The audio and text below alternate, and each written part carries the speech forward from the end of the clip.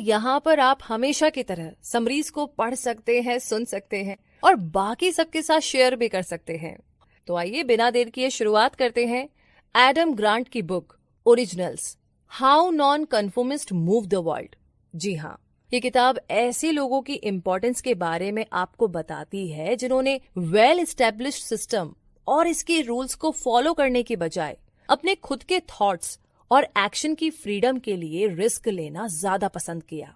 और इतिहास गवाह है कि कैसे हमारे इन करेजियस और कॉन्फिडेंट इंडिविजुअल्स ने सबसे अलग कुछ ऐसा करने की हिम्मत की जो कोई और सोच ही नहीं सकता था। उन्हें बदले में कंप्लीट रिजेक्शन मिले और कई बार तो उन्हें मेंटली और फिजिकली हैरेसमेंट देकर के तोड़ने की कोशिश भी की गई।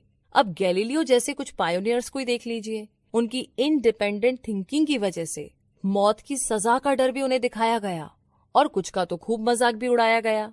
जैसे आइंस्टाइन, जिनको पहले कोई समझ ही नहीं पाया था, पर फाइनली कुछ लोगों को अपनी फ्री थिंकिंग के लिए अनइमेजिनेबल टॉर्चर तक सहना पड़ा। मतलब हम कल्पना नहीं कर सकते हैं इस लेवल का टॉर्चर। जैसे एग्जाम्पल के लिए नेल्सन मंडेला, उन्होंने अपनी लाइफ के कई साल जेल में गुजारे क्योंकि उन्होंने साउथ अफ्रीका की इंडिपेंडेंस पर सवाल उठाने की हिम्मत दिखाई थी। तो इस किताब में एडम ग्रांट ने कुछ ऐसे ही प्रिजम्पशन डेवलप किए हैं जो कि बताएंगे कि ऐसे लोगों की थिंकिंग कैसी थी। और सबसे इम्पोर्टेंट बात जो कि एडम ग्रांट सिखाते हैं वो ये कि हम भी कैसे खुद की सोच को इंडिपेंडेंट और नॉन कन्फॉर्मिस्ट रख सकते हैं। क्या आप इस बारे में कुछ टिप्स जानना चाहते हैं कि कैसे हम अपनी सोच को सबसे अलग रखें, कुछ ऐसा सोचे जो पहले कोई ना सोच ही नहीं पाया हो? अगर आपका जवाब हाँ है तो बने रहिए मेरे साथ। मैं पूरी कोशिश करूंगी कि ऐसी ही कुछ रियल लाइफ स्टोरीज के थ्रू आपको ऐसे कॉन्सेप्ट्स एक्सप्लेन कर पाऊं जो काफी इंपॉर्टेंट है, ताकि आप भी इजीली उन कॉन्सेप्ट्स को अपनी रियल लाइफ में उतार सके। क्योंकि कई बार ऐसा होता है कि बड़े आइडियाज को एवरीडे लाइफ में लाना ना हमारे लिए थोड़ा मुश्किल होता है, लेकिन आपके लिए हम इसे थोड़ा आसान बनाना चाहेंगे। तो आइए शुरू करते हैं। जो एक सबसे ज्यादा important term Adam grant use करते हैं वो है वर्ड ओरिजिनल्स। जी हाँ, ओरिजिनल सिर्फ वही नहीं होते हैं जिनमें कोई टैलेंट है, पैशन है, कोई मोटिवेशन हो, बल्कि हर कोई ओरिजिनल बन सकता है। मतलब एक बहुत ही मामूली सा इंसान जो आपको दिखाई दे रहा है ना, वो भी ओरिजिनल बन सकता है। मगर किसी भी इंसान को ओरिजिनल बनने के लिए ना सबसे पहले तो जरूरी है कि वो अपना वे ऑफ थिंकिंग चेंज करे। और ये करने का एक सिंपल तरीका है कि खुद से एक सवाल पूछे, मैं इस तरह क्यों सोचता हूँ? क्या हर कोई मेरी तरह सोचता होगा या फिर मैं ही अकेला इस कंक्लूजन पर पहुंचा हूँ? तो ये जो सिंपल सा सवाल है ना, ये आपकी काफी मदद करता है जब भी कभी हमें सोशल नॉर्म पर बेस्ड थॉट्स और आइडियाज और इंडिविजुअल और ओरिजिनल आइडियाज के बीच में डिफरेंस को समझना होता है। तो एक एग्जाम्पल की मदद से हम इसे समझते हैं। एलेक्जेंडर को अपने होम टाउन क्लब से बड़ा प्यार था, तो उन्होंने वहां पर फुटबॉल खेलना सीखा था और वो रेगुलर मैचेस को डेली अटेंड करते थे। तो उन्होंने अपने रूम को बिना अपने फेवरेट क्लब के कलर से डेकोरेट किया हुआ था। हालांकि जैसे जैसे वो बड़े होते गए वैसे वैसे उनके दोस्त ट्रैवल की वजह से गेम्स से दूर होते गए। अब वैसे तो कभी कोई प्रॉब्लम नहीं आई थी, मगर एक बार एलेक्जेंडर की होम क्लब के स्पोर्ट्स के साथ एक फाइट हो गई और बाद में उन्हें रियलाइज हुआ कि ये फाइट किस हद तक डेंजरस हो सकती थी, क्योंकि एलेक्जेंडर और बाकी होम टाउन क्लब के फैंस बहुत कम थे और ऊपर से उनके दुश्मन उन पर भारी पड़ सकते थे। बॉटल्स, बैट्स और क्या नहीं था उनके पास फाइट करने के लिए। तो एलेक्जेंडर ने देखा कि कैसे बातों बातों में ही इतनी सी सिचुएशन इतनी ज्यादा बिगड़ गई थी जब उनके फ्रेंड्स गाली गलौज पर उतर आए। उसके बाद उनके ऊपर बोतलें फेंकी जाने लगी थी, जिससे बचने के लिए एलेक्जेंडर को भागने तक का टाइम नहीं मिला। वो तो अच्छा हुआ कि उन्हें कोई चोट नहीं आई, मगर उनके कुछ दोस्त इंजर्ड हो गए, घायल हो गए। बाद में जब वो लोग घर लौटे तो एलेक्जेंडर ने इस पूरे इंसिडेंट पर गौर किया। वो इस कंक्लूजन पर पहुंचे कि ये बेमतलब की फाइट थी जिसका कोई लेना देना नहीं था, जिसे अवॉइड किया जा सकता था बहुत ही आराम से अगर वो अपने होम टाउन क्लब को इस तरीके से सपोर्ट नहीं करते तो इस फाइट को रोका जा सकता था। लेकिन अनफॉर्चुनेटली बहुत सारे दोस्त इस पीसफुल स्टेट के अगेंस्ट थे। वो इस फाइट का ना रिवेंज लेना चाहते थे कि मतलब बदला मिल जाए कैसे भी। उनमें से कोई भी ये तक नहीं सोचना चाहता था कि आखिर इस हेट के पीछे रीजन क्या था, वजह क्या थी। पहले तो एलेक्जेंडर को ये बड़ा मुश्किल लगा कि वो इस प्रेशर को कैसे झेले। वो अपने दोस्तों से एग्री नहीं कर रहे थे इसीलिए उनके कुछ दोस्तों ने उनके लिए कुछ इंसल्टिंग लिटिल क्राई बेबी या बॉटल फोबिया जैसे निक नेम्स तक सोच लिए थे। अब कहने की जरूरत नहीं है कि अलेक्जेंडर ये सब होता देख करके बहुत सरप्राइज थे। उन्हें दुख हो रहा था कि लोग उनकी बात को नहीं समझ रहे हैं, और सबसे ज्यादा हर्ट करने वाली बात जो थी वो उनके दोस्त का बिहेवियर था। लेकिन उन्होंने सोच लिया था कि वो अपने स्टैंड से पीछे नहीं हटेंगे, 1 इंच भी नहीं। जैसा कि वो खुद से कहा करते थे, उन्हें पता था कि उनकी बात में सिंपल लॉजिक है। उनका लॉजिक यही था कि ये हमारा क्लब है जो हमारे होम टाउन को अपने छोटे से टाउन के लिए हमारे लव को रिप्रेजेंट करता है, जो कि एक अच्छी बात है। तो क्या हमें अच्छी बातों को सपोर्ट करने के लिए बुरी चीजें करनी चाहिए? मेरे ख्याल से तो नहीं। उन्होंने अपने दोस्तों को भी यही चीज कन्विंस करने की कोशिश की। हालांकि उन्हें कोई ज्यादा फर्क नहीं पड़ता था, वो इस बात को लॉजिकली देख ही नहीं पा रहे थे। इसीलिए अब अलेक्जेंडर ने भी उनके अवे गेम्स अटेंड करना छोड़ दिया, और होम गेम्स में भी वो अपने दोस्तों से अलग ही बैठते थे। और कुछ महीने के बाद में चीजें बदलने लगी। उनके और भी दोस्त घायल होने लगे थे, और कुछ तो काफी सीरियसली भी थे। उन्हें भी अपनी थिंकिंग पर डाउट होने लगा था। एक के बाद एक उन सब ने अलेक्जेंडर के पास आकर के अपनी गलती मानी और उनसे बुरा बिहेव करने के लिए सॉरी बोला। अलेक्जेंडर ने भी उन्हें स्माइल करके माफ कर दिया, और एक बार सब फिर से दोस्त थे। तो इसी के साथ ये थी स्टोरी अलेक्जेंडर की। आगे हम जानते हैं जनरेटिंग एंड सिलेक्टिंग आइडियाज के बारे में। जी हाँ, ये 2 स्टेप्स है एक इंडिपेंडेंट और नॉन कन्फर्मिस्ट थिंकिंग के लिए। इसका सिंपल मीनिंग है आइडियाज को डेवलप और स्प्रेड करने से पहले केयरफुली सिलेक्ट करके उसकी डिटेल्स में जाने की जरूरत है। तो यहाँ हम देख सकते हैं कि 2 सेपरेट प्रोसेस है, जनरेटिंग आइडियाज और सिलेक्टिंग आइडियाज। जनरेशन फेज में हम ज्यादातर क्वालिटी से ज्यादा क्वांटिटी प्रेफर करते हैं, और दूसरे शब्दों में हम इस बात पर ज्यादा इंटरेस्ट नहीं दिखाते कि आइडियाज कितने अच्छे हैं, बल्कि हम उन्हें ज्यादा क्वांटिटी में चाहते हैं। सेलेक्टिंग सेकंड फेज है, जहां पर हम अपने थॉट्स को लेकर के थोड़े पिकी यानी कि चूजी होते हैं। यहाँ पर हम नंबर ऑफ आइडियाज को कम करते हैं जो हमने फर्स्ट फेज में जनरेट किए थे। तो इस सेकंड फेज में हम थोड़े ज्यादा सेल्फ क्रिटिकल हो जाते हैं। आगे जो एग्जांपल हम देने जा रहे हैं उससे आपको ये कॉन्सेप्ट समझने में काफी मदद मिलेगी। मार्क एक ऑर्डिनरी स्टूडेंट थे, पढ़ाई में ना तो एकदम एक्सीलेंट ना ही उतने बुरे, एकदम एवरेज। हाँ, लेकिन उनके पास ना बैंक में एक सिग्निफिकेंट अमाउंट था जो कि उन्होंने कुछ सालों में जमा कर रखा था। साथ ही अपने पैसे इन्वेस्ट करने के लिए उनके पास कुछ बढ़िया आइडियाज भी थे, मगर उन्होंने अभी कहीं पर इन्वेस्टमेंट नहीं की थी। उन्हें पता था कि वो फूड से रिलेटेड कामों में अपना पैसा लगा सकते हैं, जैसे कोई रेस्टोरेंट या टेक अवे। लेकिन शुरू में ना उन्होंने इस अपॉर्चुनिटी पर ज्यादा ध्यान नहीं दिया था। वो बायोलॉजी पढ़ा रहे थे और सब कुछ बढ़िया जा रहा था, मगर जब कॉलेज का लास्ट ईयर खत्म होने वाला था तो वो कुछ स्ट्रेंज फील करने लगे थे। वो कुछ करना चाहते थे, कुछ रिस्की। बायोलॉजी में स्टडी करने के बाद एक स्लो और स्टेबल जॉब में उन्हें कोई थ्रिल नहीं दिखाई दे रहा था। उन्हें ना कुछ अलग करने की चाहत थी, इसीलिए वो बैठ करके इस बारे में डीपली सोचने लगे। उनके माइंड में पॉसिबल बिजनेस के कई सारे आइडियाज आए। फिर उन्होंने वो सारे के सारे आइडियाज एक पेपर में लिखे, और उनकी जो लिस्ट बनी वो इस तरह थी: number 1 restaurant, number 2 take away, number 3 fast food, number 4 Asian food, number 5 Italian food, और नंबर 6 रशियन फूड। तो इसके बाद ना उन्होंने आराम से बैठ करके हर अपॉर्चुनिटी के बारे में डिटेल से सोचा। सारे ऑल्टरनेटिव्स ले डाउन करने के बाद उन्हें रेस्टोरेंट खोलने का आइडिया बहुत ही बढ़िया लगा। और रशियन फूड ना उन्हें ज्यादा अपीलिंग नहीं लग रहा था, ना ही उन्हें इसके बारे में कुछ पता था। तो ये मेरे माइंड में आया भी कैसे? मार्क को हैरानी हुई। हाँ, इटालियन फूड जरूर इंटरेस्टिंग था, मगर उसे याद आया कि उसके छोटे से टाउन में रिसेंटली ही कुछ इटालियन रेस्टोरेंट खुले हैं। तो उन्हें पता था कि अगर वो भी इटालियन रेस्टोरेंट खोलेंगे तो कंपटीशन बहुत टफ होगा। और दूसरी तरफ उन्हें एशियन फूड बिल्कुल बॉम्ब की तरह लग रहा था। एक्चुअली में उनके टाउन में कोई एशियन फूड रेस्टोरेंट था भी नहीं, और फर्स्ट टाइम अगर कोई खोलेगा तो उसके लिए तो ये एक एडवांटेज होगा। ऊपर से उन्हें एशियन फूड पसंद भी था और थोड़ी बहुत ना उसकी नॉलेज भी थी। तो जब भी कभी वो एशियन फूड खाते थे तो अपने स्टाफ वालों से इसके बारे में बातें करते थे, यहाँ तक कि कुछ इसके इंग्रेडिएंट भी वो शेयर करते थे। उनके कुछ एशियन फ्रेंड्स भी थे, और उन्हें लगा कि उन दोस्तों से इस बारे में थोड़ी सी एडवाइस तो ले ही लेनी चाहिए। और उसके दोस्त कुछ लोगों को जानते थे जो कि एशियन फूड रेस्टोरेंट में काम कर चुके थे। और सबसे इम्पोर्टेंट बात तो ये थी कि उसे एक शेफ भी मिल गया था जो इस टाइम जॉब ढूंढ रहा था। तो अब हम यहाँ पर देख सकते हैं कि कैसे अलेक्जेंडर ने पहले स्टेप में सिर्फ आइडियाज लिखे, यानी आइडियाज जनरेट किए। उस टाइम उन्होंने उन आइडियाज के बारे में कुछ नहीं सोचा, और फिर एक बार जब उन्होंने सारे आइडियाज जनरेट कर दिए, सिर्फ तभी उन्होंने हर आइडिया के गुड और बैड दोनों एस्पेक्ट एनालाइज किए, दोनों सिचुएशंस को एनालाइज किया और इस कंक्लूजन पर पहुंचे कि एशियन फूड रेस्टोरेंट खोलना ही सबसे बेटर रहेगा।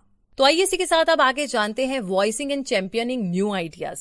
जी हाँ, ये अगला स्टेप है अपने आइडिया को डेवलप करने का और उससे बेनिफिट लेने का। वॉइसिंग और चैंपियनिंग न्यू आइडियाज का मतलब है कि आप अपने आइडिया को कैसे ट्रांसमिट करेंगे, कैसे उन पर डिबेट करेंगे, कैसे उन्हें क्रिटिक से डिफेंड करेंगे। और ये ऑब्वियस है कि ये कॉम्प्लेक्स प्रोसेस है जिसे थोड़े ज्यादा प्रोसेस की जरूरत है।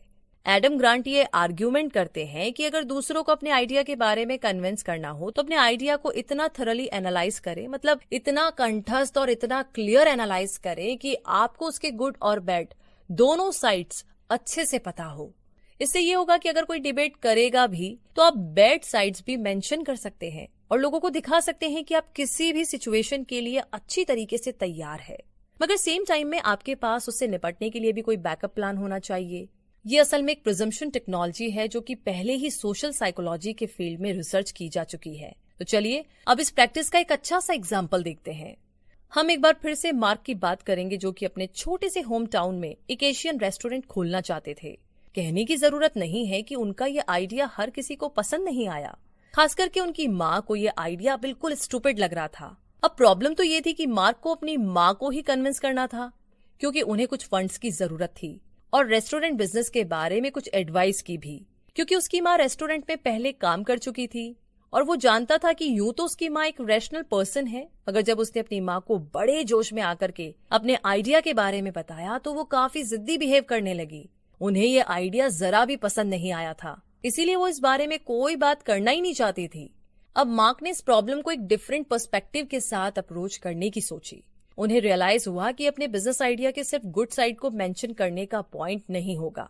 इस बात से एनकरेज होकर के और बैठ करके अपने इस एंडेवर के बारे में क्रिटिकली सोचने लगा जो उसने अभी तक कभी सोचा ही नहीं था, और उसे हैरानी हुई कि वाकई इसमें इतने सारे छोटे छोटे डिटेल्स हैं जो कि एकदम उसके अगेंस्ट जा सकते हैं। जिस एग्जाम्पल के लिए उसका वो छोटा सा टाउन काफी कंजर्वेटिव था।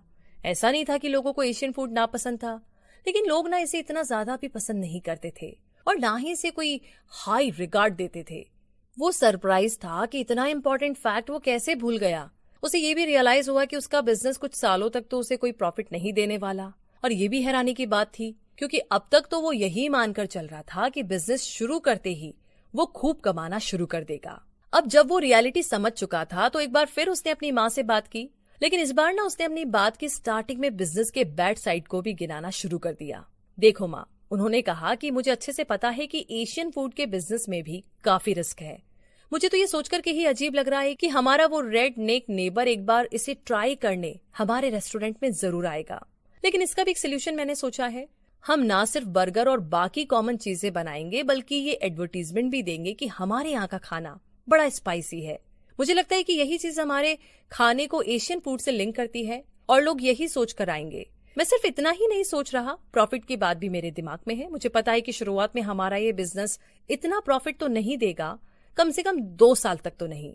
इसीलिए ना आपको आपका पैसा कुछ देर से वापस मिलेगा, और क्योंकि मैं अपना सारा पैसा इन्वेस्ट कर रहा हूँ इसलिए हमें लोन लेने की जरूरत भी नहीं है।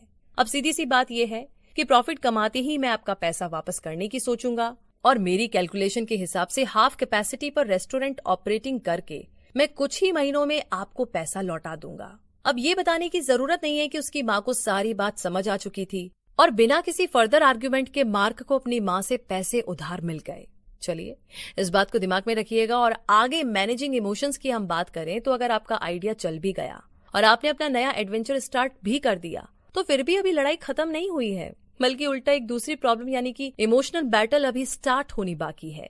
सक्सेस पाने से पहले आपको कितने ही हर्डल्स अभी पार करने हैं, कुछ छोटे मोटे कुछ बड़े बड़े, और एक चीज तो श्योर है, हर्डल्स तो आएंगे ही, प्रॉब्लम्स तो आएगी ही, और आपको फेस भी करनी पड़ेगी।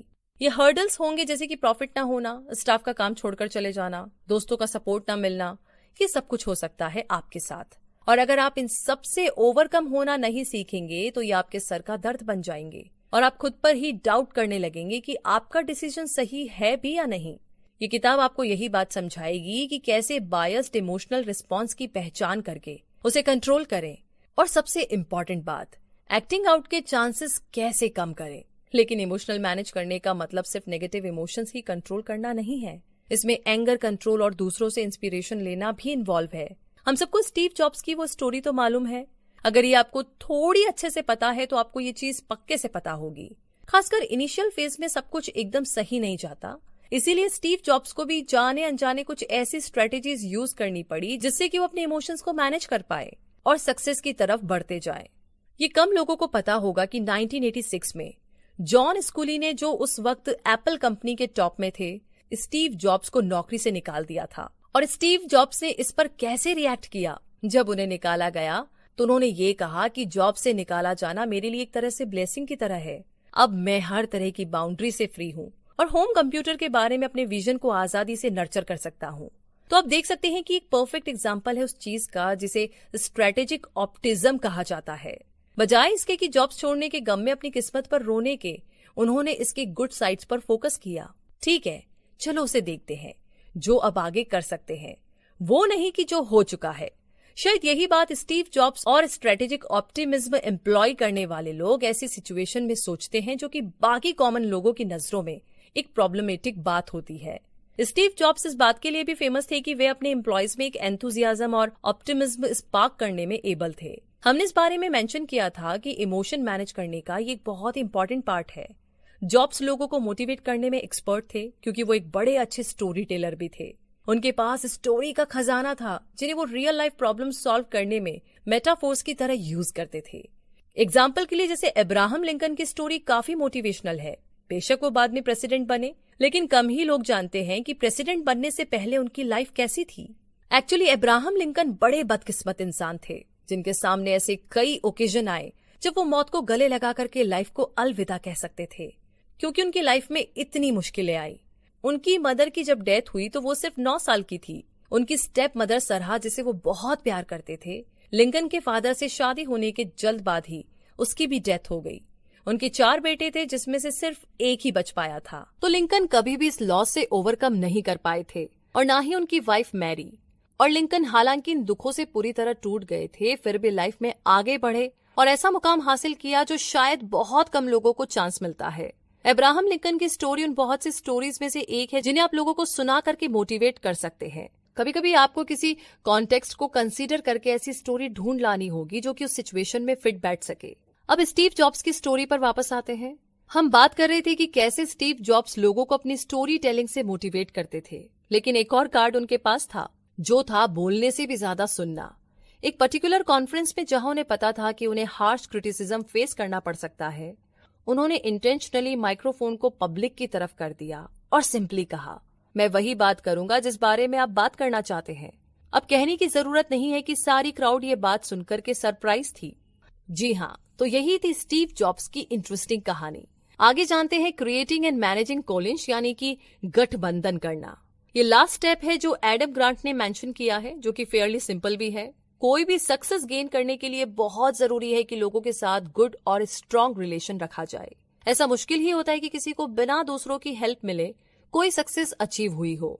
हमने देखा कि कैसे स्टीव जॉब्स अपने कलीग्स की ओपिनियन को वैल्यू देते थे और उनकी सक्सेस के पीछे ये भी एक मेन रीजन था। अपने एनिमीज और अपनी फ्रेनिमी को पहचानना इस स्टेज में क्रूशियल हो सकता है। फ्रेनिमीज वो होते हैं जो शुरू में आपको प्रेज करते हैं, तारीफ करते हैं और फिर आपकी एबिलिटी पे डाउट करना शुरू कर देते हैं, और असल में ये लोग ओपन एनिमीज से भी ना बहुत बुरे होते हैं। एडम ग्रांट ये भी बताते हैं कि हमें दरअसल अपने एनिमीज से भी बिजनेस डिस्कस करना चाहिए, क्योंकि कई बार इसके फायदे भी निकलते हैं।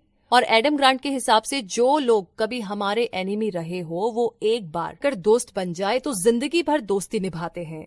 तो कंक्लूजन ये है कि अब आपके सामने हमने इस किताब के मोस्ट इंपॉर्टेंट आइडियाज को समरी बनाकर रख दिया है। स्पेस रिस्ट्रिक्शन की वजह से हम हर छोटी डिटेल्स एक्सप्लेन नहीं कर पाएंगे जो किताब में मेंशन है, मगर हमने पूरी कोशिश की है कि मोस्ट इंपॉर्टेंट कॉन्सेप्ट्स को समरी में डालने की और उन्हें रियल लाइफ स्टोरीज से एक्सप्लेन करने की। तो ये कुछ मोस्ट इंपॉर्टेंट चीजें हैं जो आपको याद रहनी चाहिए। नंबर 1, कोई भी ओरिजिनल और नॉन कन्फर्मिस्ट बन सकता है। ये ऐसी चीज नहीं है जो कि पैदाइशी होती है। अपनी जिंदगी में आप नॉन कन्फर्मिस्ट बनते हैं या सिंपली ऐसा इंसान जो कि भीड़ का हिस्सा हो। हालांकि ये इम्पोर्टेंट चीज जाननी जरूरी है कि हर बार भीड़ का हिस्सा बनना कोई बुरी बात भी नहीं है। हाँ, लेकिन बिना सोचे समझे मेजॉरिटी का ओपिनियन कभी भी एक्सेप्ट नहीं किया जाना चाहिए। नंबर 2, आइडियाज जनरेट और सिलेक्ट करना। ये 2 फर्स्ट स्टेप है किसी भी इंडिविजुअल और ओरिजिनल आइडिया को डेवलप करने से पहले। ये 2 स्टेप्स आपको अपनी चॉइस नैरो डाउन करने में भी हेल्प करेंगे ताकि आपको बेस्ट आइडिया मिल सके। नंबर 3, न्यू आइडियाज की वॉइसिंग और चैंपियनिंग। जी हाँ, जैसा हमने बताया कि अपने आइडिया को ट्रांसमिट करने का ये तरीका आप अप्लाई कर सकते हैं, क्योंकि दूसरों को बिना सक्सेस पाना ऑलमोस्ट इम्पॉसिबल होगा। आज नहीं तो कल आपको दूसरों से अपना आइडिया शेयर करना ही पड़ेगा, और आप कैसे से बेस्ट तरीके से करें ये जानना आपके लिए बहुत जरूरी होगा। Number 4, managing emotions. सक्सेस का रास्ता इजी नहीं है, आप चाहे या ना चाहे आपको ऑब्स्टिकल तो फेस करने ही पड़ेंगे, और ये भी पक्का है कि न जाने कितनी ही बार आपको हर्ट भी होना पड़ेगा। अपने पास्ट पर रोने से अच्छा है कि कुछ टेक्निक्स को सीख लिया जाए जिससे कि आप इन ऑब्स्टिकल्स को ओवरकम कर सके। और आखिरी में है नंबर 5, कोलिंश यानी कि गठबंधन क्रिएट करना और मेंटेन करना। जी हाँ, हमने ये पहले ही मेंशन किया है जब हमने न्यू आइडियाज के वॉइसिंग और चैंपियनिंग की बात की थी। इस सेक्शन में आप सीख सकते हैं कि क्यों हमें अपने एनिमीज के साथ भी चीजें डिस्कस करनी चाहिए ताकि आपकी उनसे डिबेट हो और नए आइडियाज मिल सके, मगर हाँ, फ्रेनेमीज से बचकर रहे। तो दोस्तों, इसी के साथ ये समरी यहीं पर खत्म होती है। आप रिव्यू सेक्शन में लिख करके हमें बता सकते हैं कि इस समरी से आपको क्या क्या सीखने को मिला। अगर आपको हमारी मेहनत पसंद आई है तो आप हमें अपना प्यार दिखा सकते हैं गूगल प्ले में रिव्यू देकर। तो आपके साथ होगी जल्द ही मुलाकात एक और नई समरी के साथ, कुछ नए तरीके, कुछ नए कॉन्सेप्ट्स और लाइफ में आगे बढ़ने के लिए कुछ और ढेर सारी नई बातों के साथ। तब तक के लिए अपना रखिए बहुत सारा ध्यान। जय हिंद।